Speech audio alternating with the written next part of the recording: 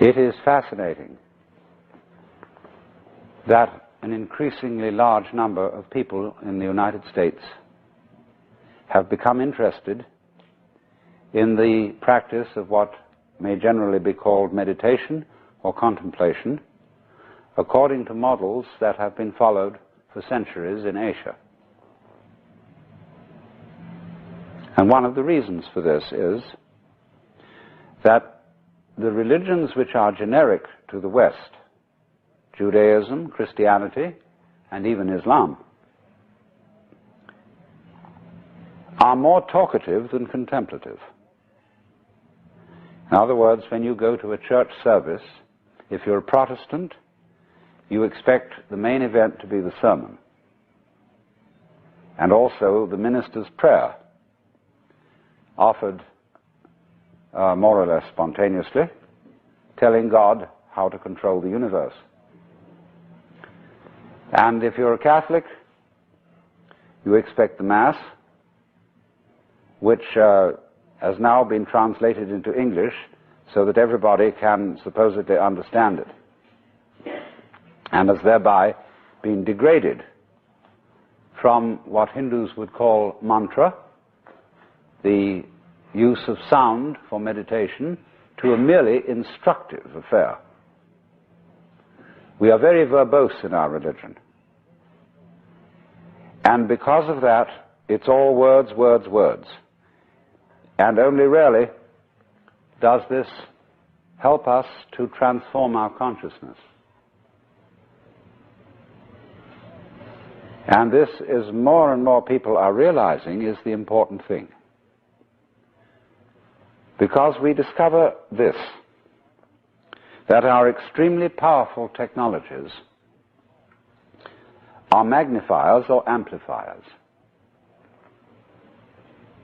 When we do what we will, what we think we desire with technology, we are, as it were, blowing up our image of ourselves to enormous proportions. And many of us are beginning to realize that we don't like it. We discover ourselves to be beings that are hostile to the environment and that are bent on dominating it to the point of destruction. That we don't feel at home in the universe.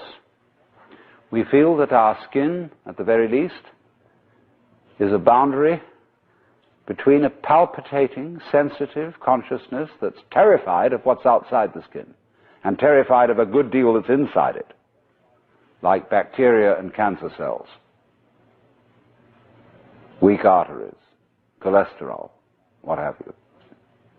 So we have this strange thing that Lancelot White called the European dissociation, the feeling of oneself as a prisoner,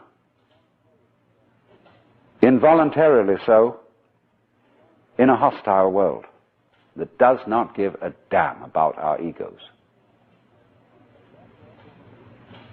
And therefore, when news comes from all about, whether it be from the Orient or whether it be from experiments with psychedelic drugs, when news comes that this feeling of our own existence may be a hallucination, people prick up their ears and would like to know, is there some other mode of consciousness which one can be in, which is not this alienated mode?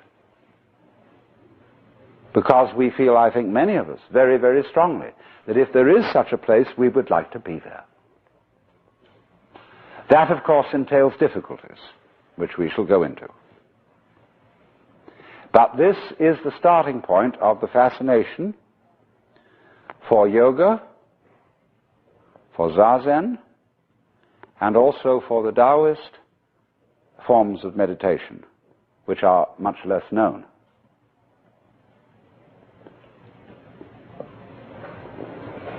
But there arise problems about this when we are going to convey these disciplines to Western people.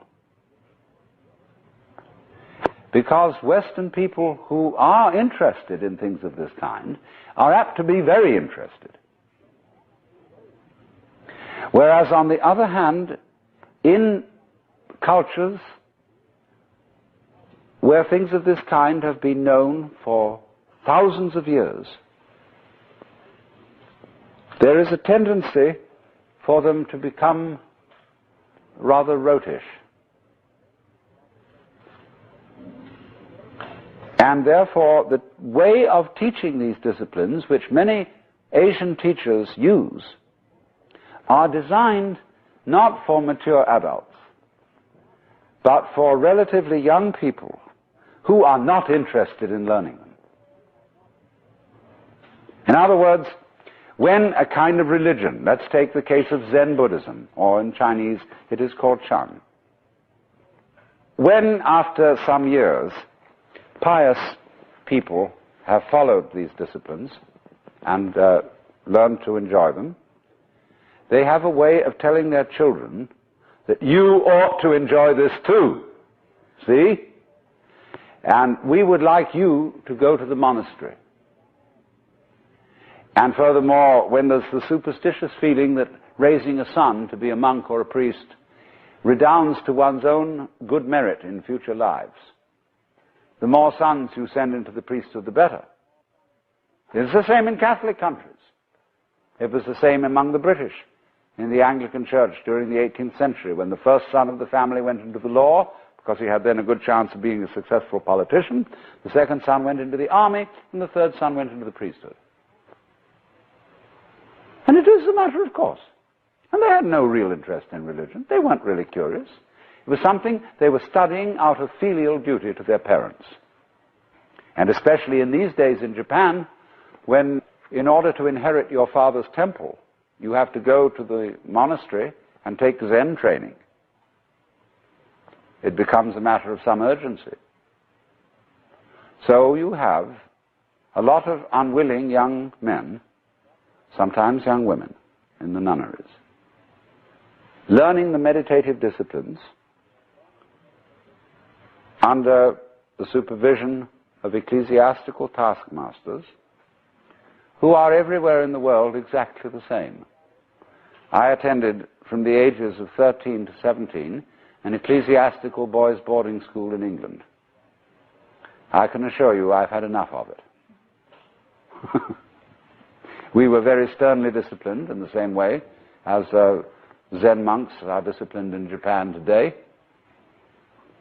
And it just strikes me as funny that I have what I call the aching legs school of Zen,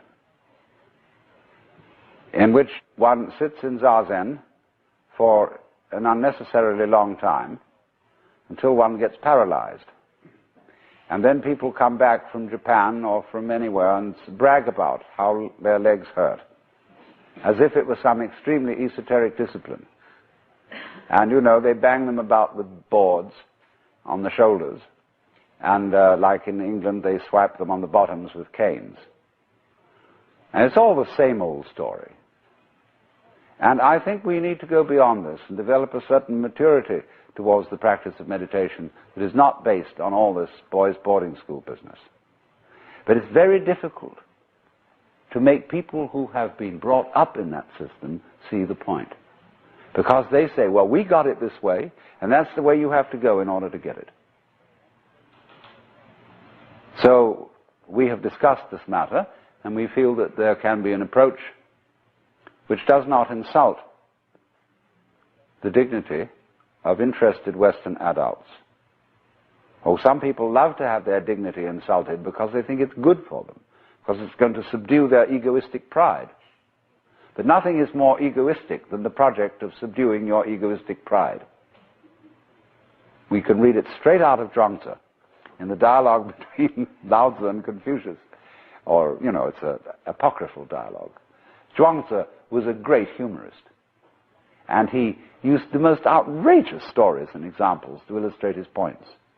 And so he put into the mouth of Confucius all sorts of things that Confucius would never have dreamed of saying, but he also arranges a dialogue between Lao Tzu and Confucius in which Confucius gets the wrong end of the stick, where Lao Tzu talks to him and asks him, what is your teaching? And he says it is charity and duty to one's neighbor and absence of self.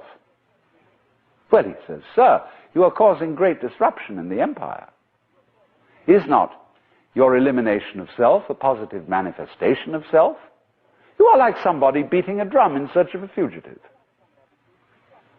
I mean, we would say it is like the police about to raid a whorehouse with the sirens on, so that everybody hears them coming and runs away.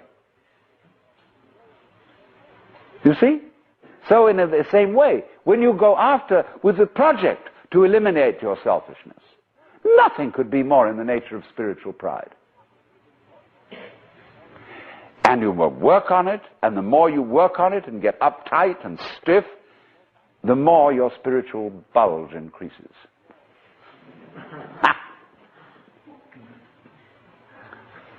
So in the Taoist doctrines, there is a principle called Wu Wei.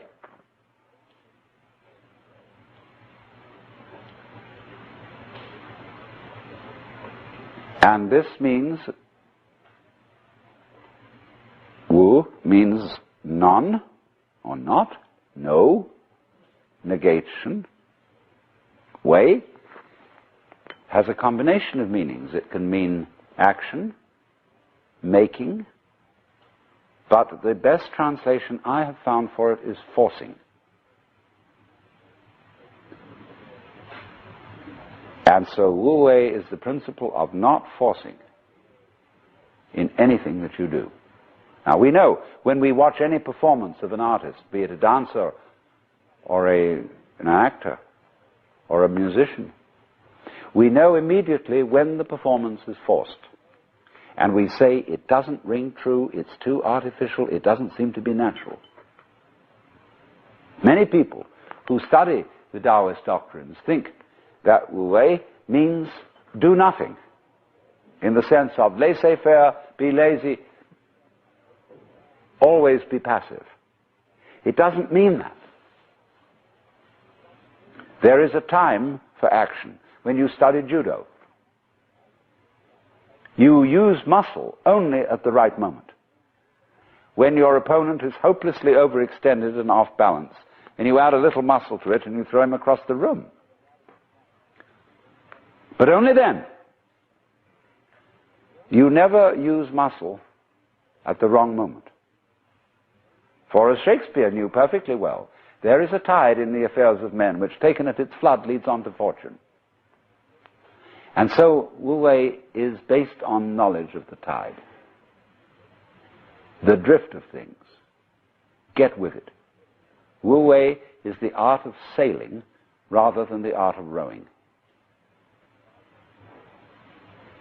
So, if you say now, one of the most famous sayings in the Lao Tzu book is, superior virtue has no intention to be virtuous, and thus is virtue. Inferior virtue cannot let go of virtuosity, and thus is not virtue. So one could also say, the real Wu Wei is not intentionally Wu Wei, and so is Wu Wei.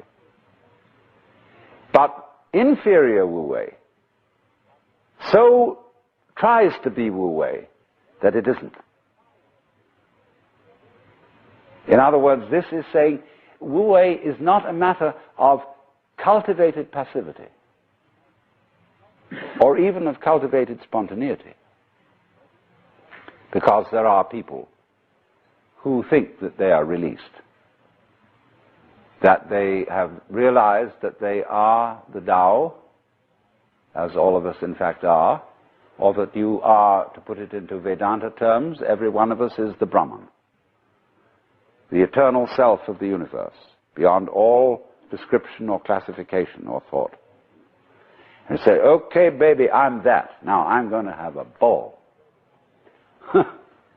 Well, what kind of a ball do they have? Well, what they do is they look up the rules on which society runs and do the opposite. Well, that's still running by the rules of society. And it's the mirror image in reverse. That's not spontaneity. You have to be able to realize that you don't know what you really want to do. until you are very quiet. And it tells you. So, to quote Jesus, unless you become again as a child, you cannot enter the kingdom of heaven.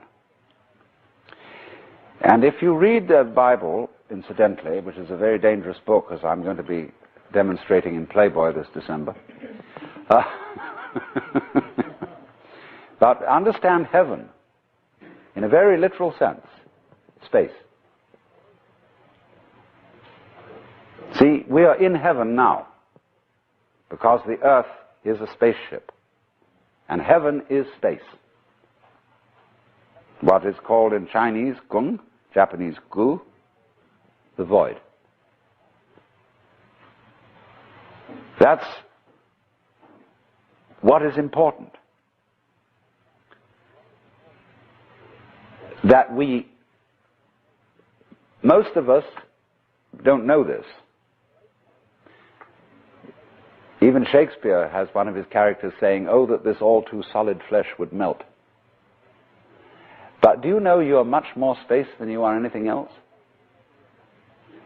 If the ponderable, I won't say matter, the ponderable whatever in your bodies were condensed and all put together, it would be smaller than the point of a pin. And anyway, somebody once said, even a bishop is 80% water.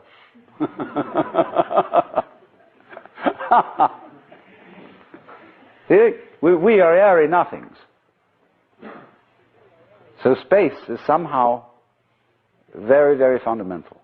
We'll go into this in further way. But we understand that heaven is space.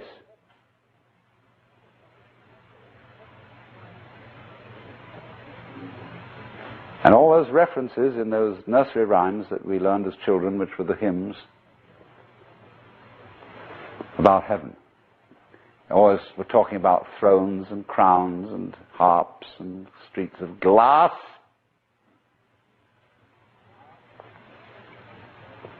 Crystals, transparencies, space. It comes down to space always. Space, which nobody can define, nobody can imagine, appears to be nothing, is the foundation of the universe.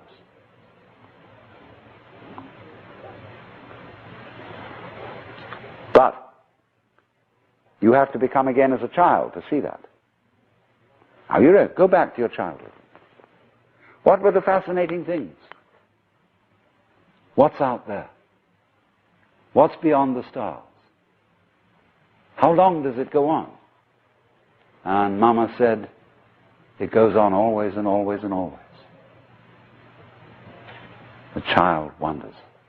Is excited that this is something that never ends. Then the child asks about time. How long ago is long ago?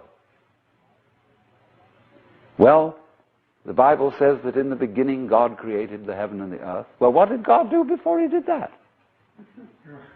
Well, as one person said, he sat up thinking punishments in hell for people who ask silly questions. But still, that is only a joke. And the child thinks of God going back and back and back forever, with never beginning. So in the same way you think about death. Go to sleep and never wake up. Never.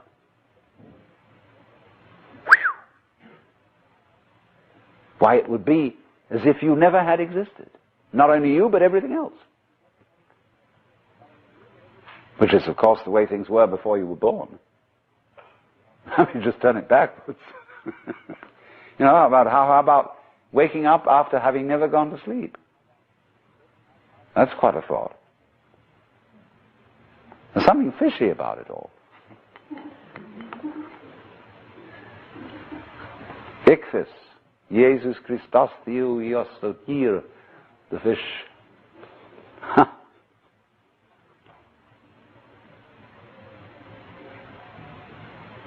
So we get a funny feeling when we think those questions really through. Very funny feeling. And children, you see, love to get into that funny feeling. Children do all kinds of weird things. They like to spin around as fast as possible, so they watch suddenly the whole ground goes tilting. They do this thing giddy, giddy, giddy, giddy with their eyes, and they go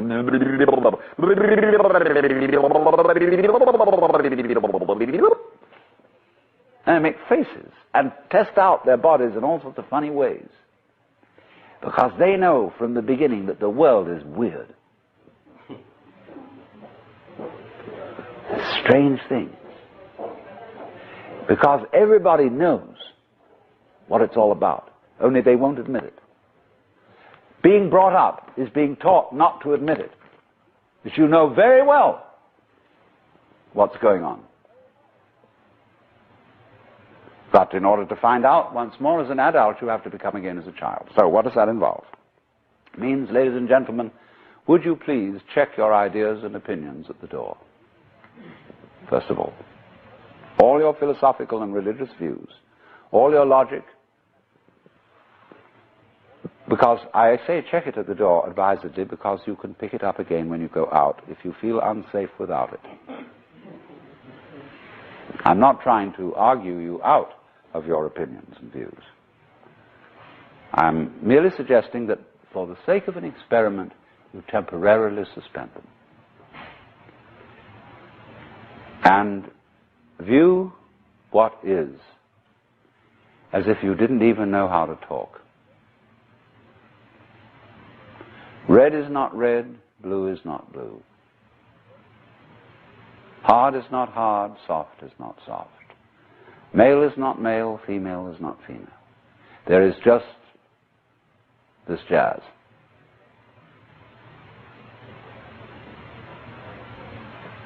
It will not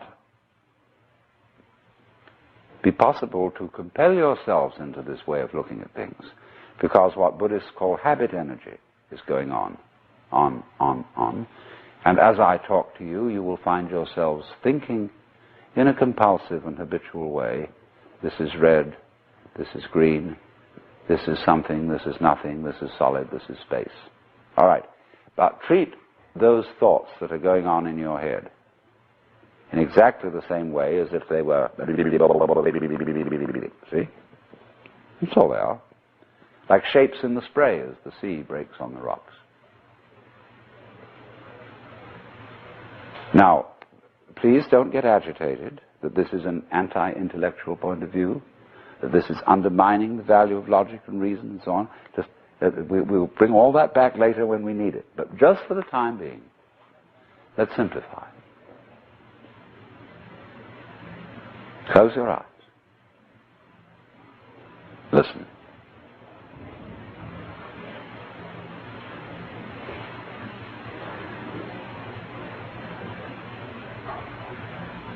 What is? What do you really and truly, honestly, hear? Don't name it. Just as if it were music. Classical music.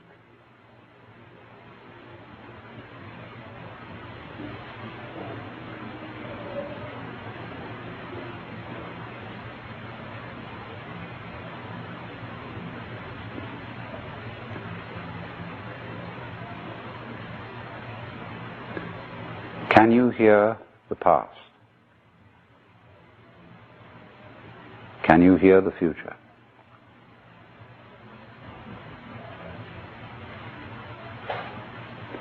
Can you hear the listener?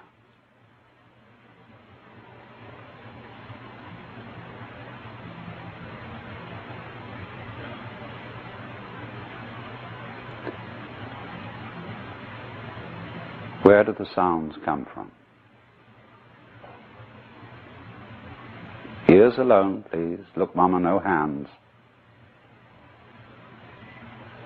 Let them tell you the truth.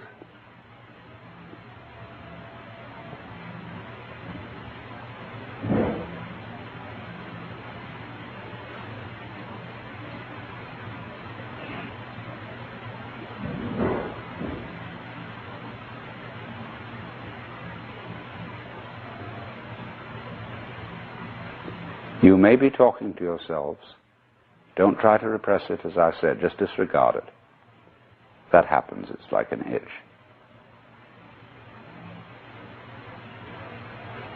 Really listen. Dig that sound.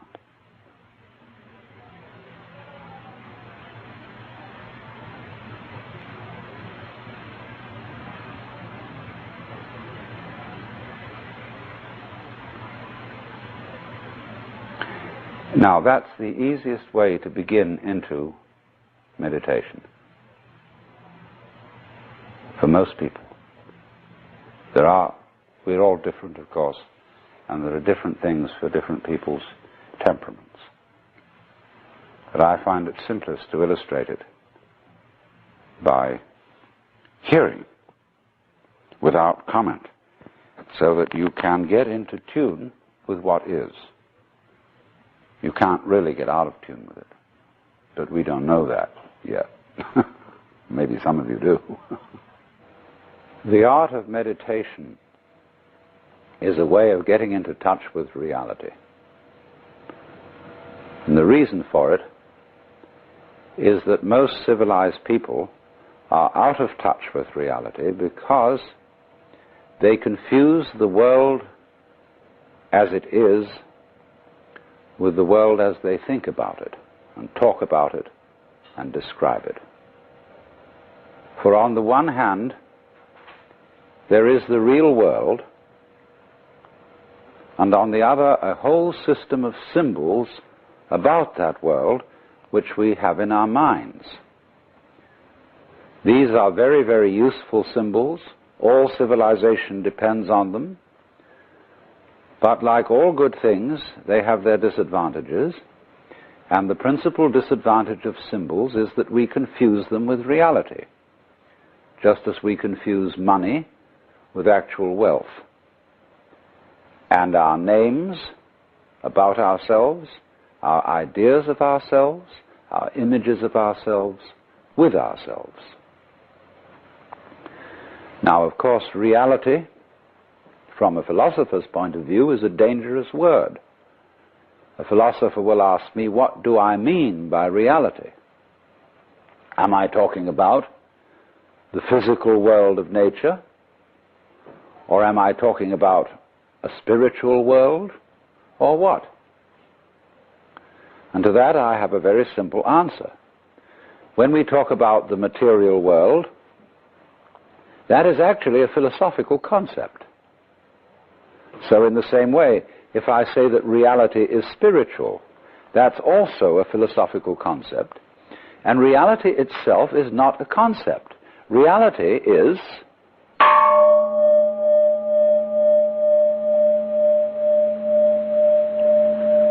and we won't give it a name. Now, it's amazing what doesn't exist in the real world. For example, in the real world, there aren't any things, nor are there any events. That doesn't mean to say that the real world is a perfectly featureless blank. It means that it is a marvelous system of wiggles in which we descry things and events in the same way as we would project images on a Rorschach blot, or pick out particular groups of stars in the sky and call them constellations, as if they were separate groups of stars. Well, they're groups of stars in the mind's eye, in our system of concepts. They are not out there as constellations already grouped in the sky. So in the same way, the difference between myself and all the rest of the universe is nothing more than an idea. It is not a real difference. And meditation is the way in which we come to feel our basic inseparability from the whole universe. And what that requires is that we shut up. That is to say, that we become interiorly silent and cease from the interminable chatter that goes on inside our skulls. Because, you see, most of us think compulsively all the time. That is to say, we talk to ourselves. Now, I remember when I was a boy, we had a common saying, talking to yourself is the first sign of madness. Now, obviously, if I talk all the time, I don't hear what anyone else has to say. And so in exactly the same way, if I think all the time, that is to say, if I talk to myself all the time, I don't have anything to think about except thoughts. And therefore I'm living entirely in the world of symbols, and I'm never in relationship with reality. All right, now that's the first basic reason for meditation. But there is another sense, and this is going to be a little bit more difficult to understand, why we could say that meditation doesn't have a reason, or doesn't have a purpose. And in this respect, it's unlike almost all other things that we do, except perhaps making music and dancing. Because when we make music, we don't do it in order to reach a certain point, such as the end of the composition. If that were the purpose of music, to get to the end of the piece, then obviously the fastest players would be the best. And so likewise, when we are dancing, we are not aiming to arrive at a particular place on the floor, as we would be if we were taking a journey. When we dance, the journey itself is the point. When we play music, the playing itself is the point. And exactly the same thing is true in meditation. Meditation is the discovery that the point of life is always arrived at in the immediate moment. And therefore, if you meditate for an ulterior motive, that is to say, to improve your mind, to improve your character, to be more efficient in life, you've got your eye on the future and you are not meditating. Because the future is a concept. It doesn't exist. As the proverb says, tomorrow never comes. There is no such thing as tomorrow. There never will be, because time is always now. And that's one of the things we discover when we stop talking to ourselves and stop thinking. We find there is only a present, only an eternal now. So, it's funny then, isn't it, that one meditates for no reason at all, except we could say for the enjoyment of it. And here I would interpose the essential principle that meditation is supposed to be fun. It's not something you do as a grim duty. The trouble with religion, as we know it, is that it is so mixed up with grim duties. We do it because it's good for you. It's a kind of self-punishment. Well, meditation, when correctly done, has nothing to do with all that. It's a kind of digging the present. It's a kind of grooving with the eternal now. And brings us into a state of peace where we can understand that the point of life, the place where it's at, is simply here and now. Well, now, in the art of meditation, there are various props, supports. One thing that we are going to use as a means of stilling chatter in the mind is pure sound. And for that reason, it's useful to have a gong. This is a Japanese Buddhist gong made of bronze and shaped like a bowl. Or you can use your own voice, chanting. Another prop in meditation is the use of incense. And that is because the sense of smell is our repressed sense. And because it's our repressed sense, it has a very powerful influence on us. And therefore we associate certain smells with certain states of mind. And so the smell of incense is associated with peace and contemplation, and so it's advantageous to burn incense in meditation. The other prop is a string of beads. And these beads are used in meditation for an unconscious method of timing yourself.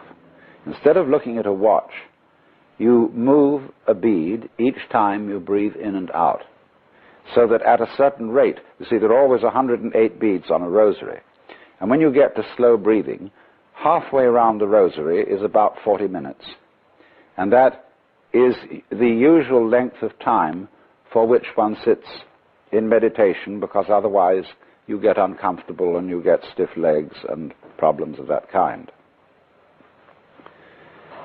Now then, the other thing, first of all, that we have to go into is how does one sit in meditation? You can sit any way you want. You can sit in a chair, or you can sit like I'm sitting, which is the Japanese way of sitting, or you can sit in the lotus posture, which is more difficult, which is cross-legged, with the feet on the thighs, soles upwards. And the younger you start that in life, the easier you'll find it to do. Or you can just sit cross-legged on a raised cushion above the floor.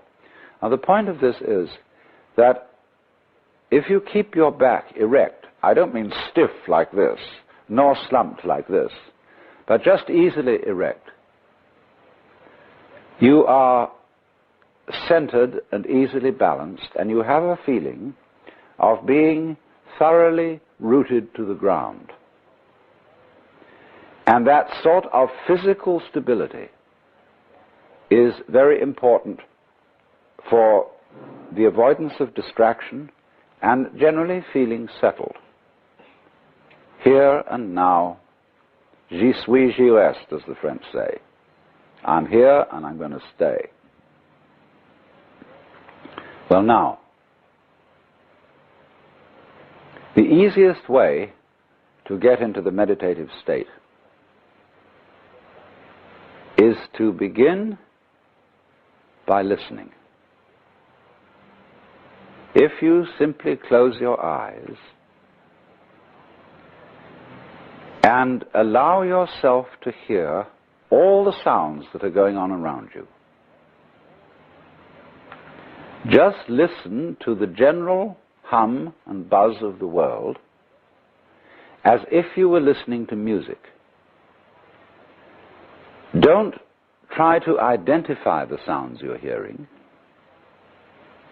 Don't put names on them. Simply allow them to play with your eardrums. And let them go.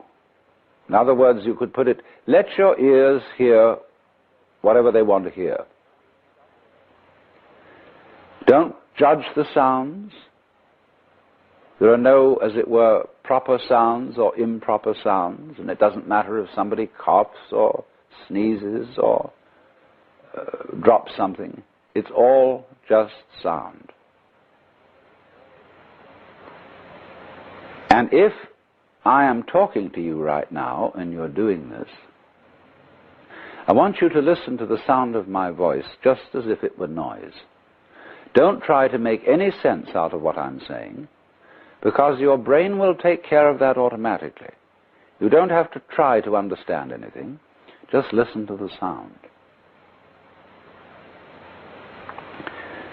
As you pursue that experiment, you will very naturally find that you can't help naming sounds, identifying them, that you will go on thinking, that is to say, talking to yourself inside your head automatically. But it's important that you don't try to repress those thoughts by forcing them out of your mind, because that will have precisely the same effect as if you were trying to smooth rough water with a flat iron. You're just going to disturb it all the more. What you do is this. As you hear sounds coming up in your head, thoughts, you simply listen to them as part of the general noise going on, just as you would be listening to the sound of my voice, or just as you would be listening to cars going by or to birds chattering outside the window. So look at your own thoughts as just noises. And soon you will find that the so-called outside world and the so-called inside world come together. They are a happening. Your thoughts are a happening, just like the sounds going on outside. And everything is simply a happening, and all you're doing is watching it. Now, in this process, another thing that is happening that is very important is that you're breathing. And as you start meditation, you allow your breath to run just as it wills. In other words, don't do at first any breathing exercise, but just watch your breath breathing the way it wants to breathe. And notice a curious thing about this. You say in the ordinary way, I breathe, because you feel that breathing is something that you are doing voluntarily, just in the same way as you might be walking or talking. But you will also notice that when you are not thinking about breathing, your breathing goes on just the same. So the curious thing about breath is that it can be looked at both as a voluntary and an involuntary action. You can feel on the one hand, I am doing it, and on the other hand, it is happening to me. And that is why breathing is a most important part of meditation, because it is going to show you, as you become aware of your breath, that the hard and fast division that we make between what we do on the one hand and what happens to us on the other is arbitrary. So that as you watch your breathing, you will become aware that both the voluntary and the involuntary aspects of your experience are all one happening. Now that may at first seem a little scary, because you may think, well, am I just the puppet of a happening, the mere passive witness of something that's going on completely beyond my control? Or on the other hand, am I really doing everything that's going along? Well, if I were, I should be God. And that would be very embarrassing, because I would be in charge of everything. That would be a terribly responsible position. The truth of the matter, as you will see it, is that both things are true. You can see it that everything is happening to you, and on the other hand, you're doing everything. For example, it's your eyes that are turning the sun into light. It's the nerve ends in your skin that are turning electric vibrations in the air into heat and temperature. It's your eardrums that are turning vibrations in the air into sound, and in that way you are creating the world. But when we're not talking about it, when we're not philosophizing about it, then there is just this happening, this and we won't give it a name. Now then, when you breathe for a while, just letting it happen, and not forcing it in any way, you will discover a curious thing, that without making any effort, you can breathe more and more deeply. In other words, supposing you simply are breathing out, and breathing out is important because it's the breath of relaxation, as when we say, whew, and heave a sigh of relief. So when you are breathing out, you get the sensation that your breath is falling out. dropping, dropping, dropping out with the same sort of feeling you have as if you were settling down into an extremely comfortable bed. And you just get as heavy as possible and let yourself go. And you let your breath go out in just that way. And when it's thoroughly, comfortably out and it feels like coming back again, you don't pull it back in, you let it fall back in, letting your lungs expand, expand, expand, until they feel very comfortably full, and you wait a moment and let it stay there, and then, once again, you let it fall out. And so, in this way, you will discover that your breath gets quite naturally easier and easier, and slower, and more powerful. So that with these various aids, listening to sound, listening to your own interior feelings and thoughts, just as if they were something going on, not something you're doing, but just happenings, and watching your breath as a happening that is neither voluntary nor involuntary. You are simply aware of these basic sensations. Then you begin to be in the state of meditation. But don't hurry anything. Don't worry about the future. Don't worry about what progress you're making. Just be entirely content to be aware of what is. Don't be terribly selective, particular, say, I should think of this and not of that. Just watch whatever is happening. Now then, to make this somewhat easier, to have the mind free from discursive verbal thinking, sound or chanted sound is extremely useful. If you, for example, simply listen to the gong,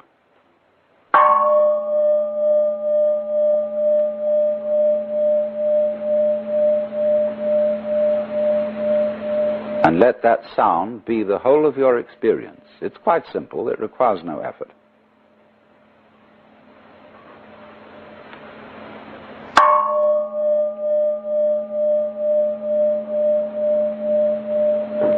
And then along with that, especially if you don't have a gong, we can use what are called in the Sanskrit language mantra.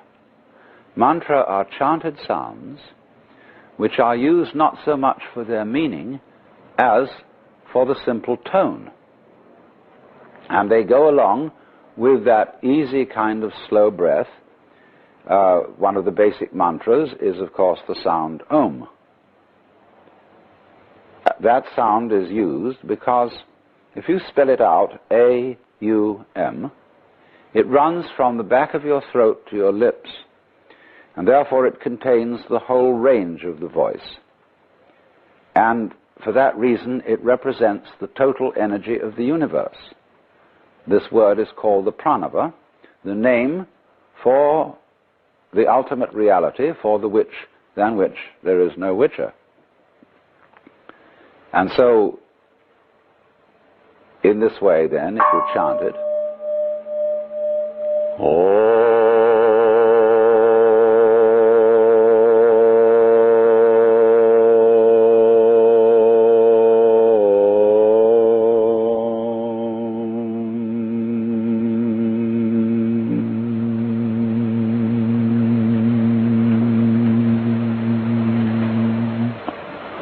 and it's varied like this.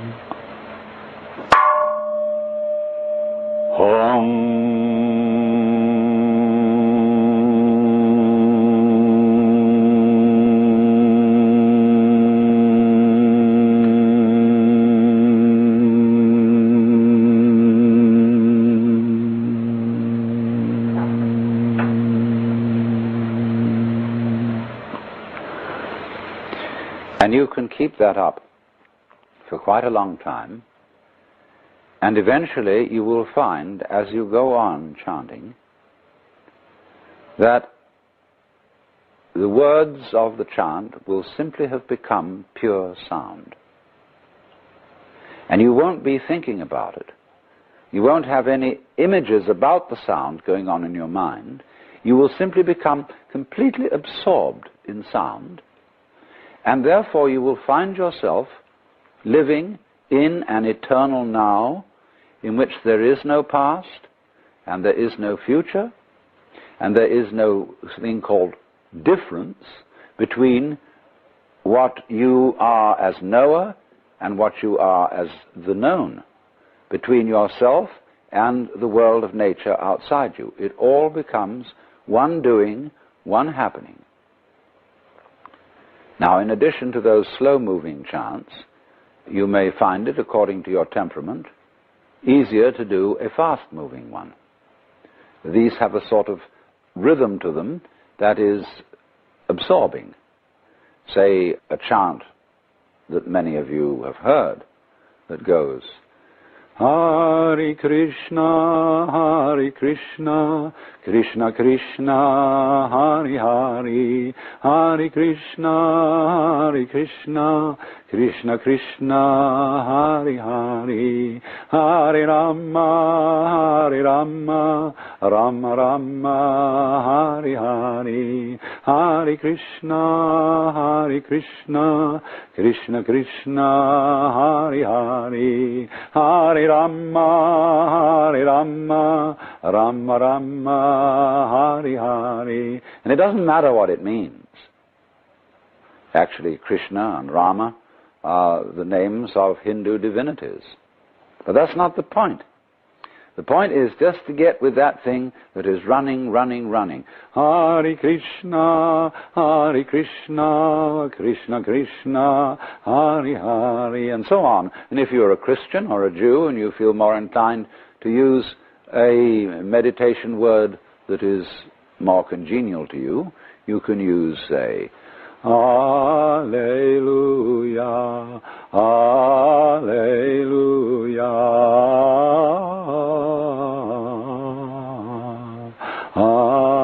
Alleluia, Alleluia,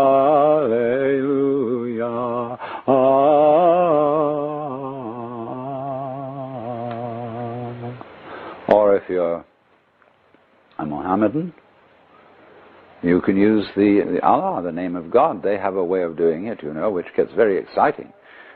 Allah, Allah, Allah, Allah, Allah, Allah, Allah, Allah, Allah, Allah, Allah, Allah, Allah,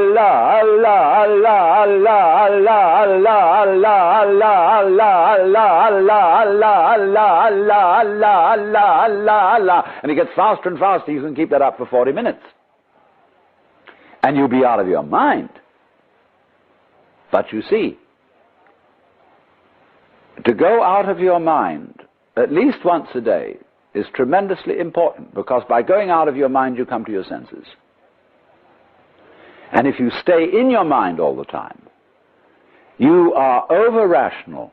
In other words, you're like a very rigid bridge, which, because it has got no give, no craziness in it, is going to be blown down in the first hurricane.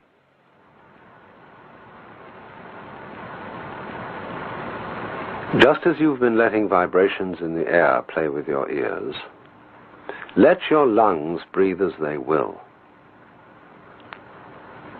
Don't as yet attempt any breathing exercise. Don't force anything. Simply allow breathing.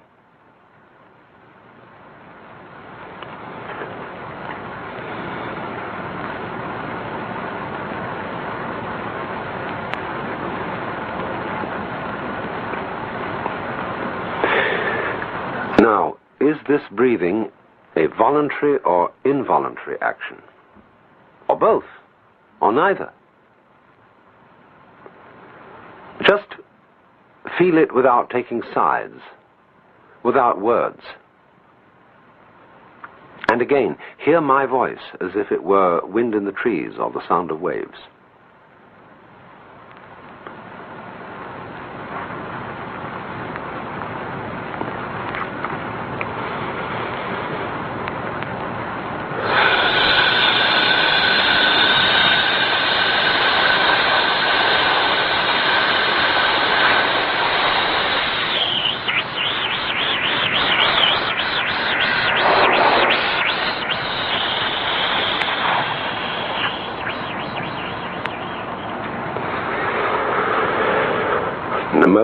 are short of breath.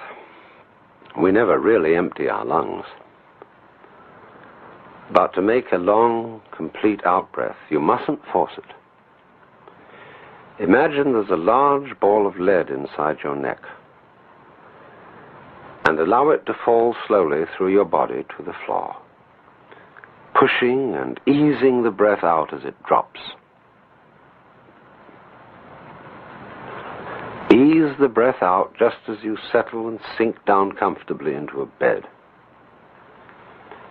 And when the ball reaches the floor, let it drop away as if to the center of the earth.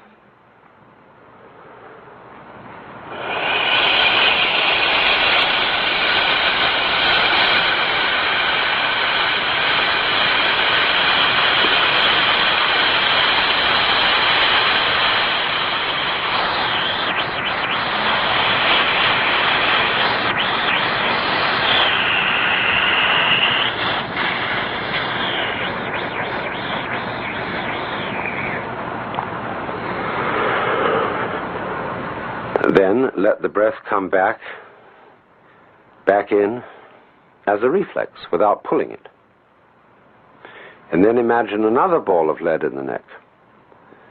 And again, let it fall out, long and easy.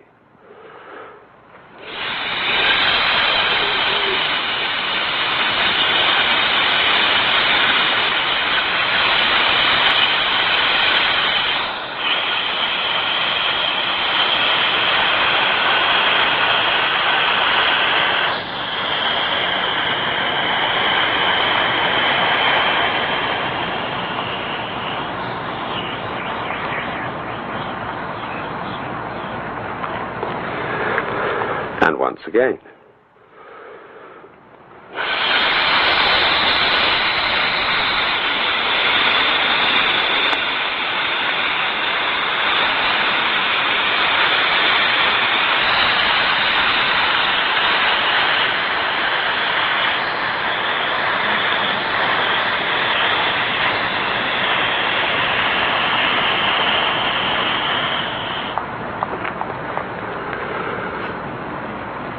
Now, do you see what's happening? You are generating a great deal of energy without trying or forcing. Two things seem to be happening at once. First, the outflow of breath is simply falling, happening all by itself. Second, it's under perfect control.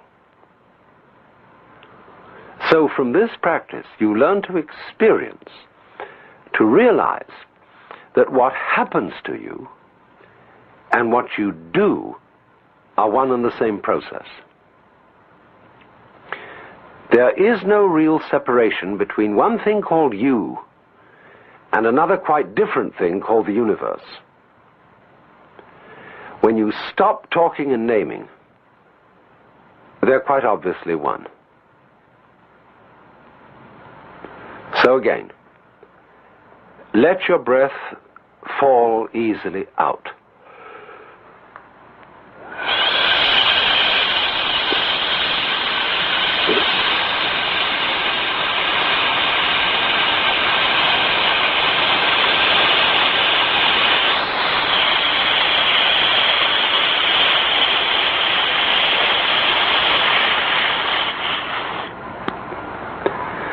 All the way. Let it come back on its own, and then out again.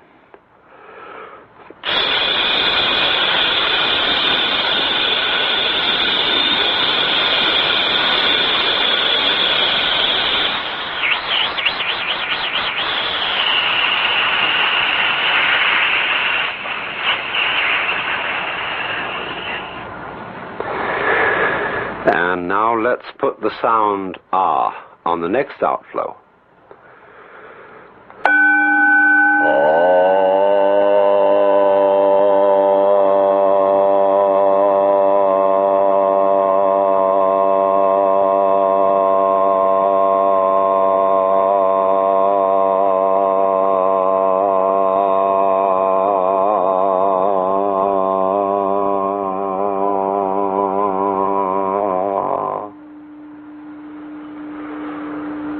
and again, so that you have nothing in mind but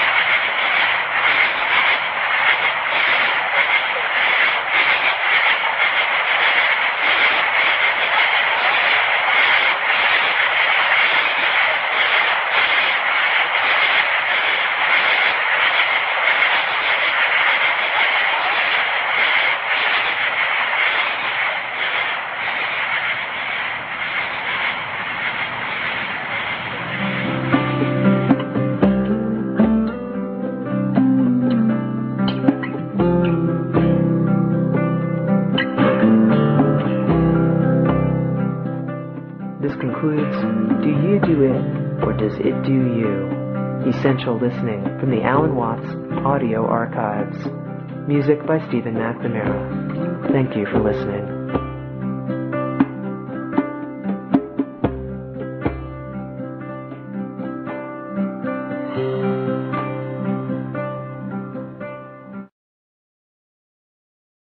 This audio program is presented by Audible.com. Audible. Audio that speaks to you wherever you are. R. R. R. R. R. R.